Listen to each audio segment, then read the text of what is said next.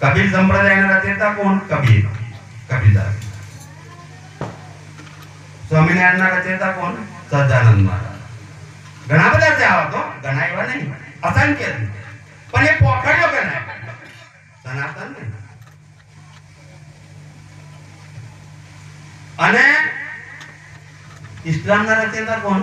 મોહમ્મદ સાહેબ. 1400 વર્ષ પૂર્વે સંપ્રદાય આવ્યું.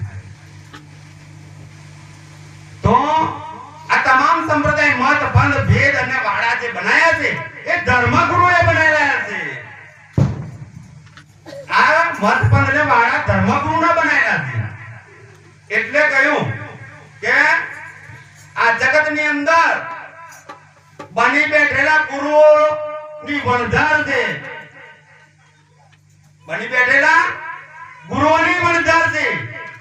અને ચાલાક જેનાય બધા બહુ વધારે છે. પણ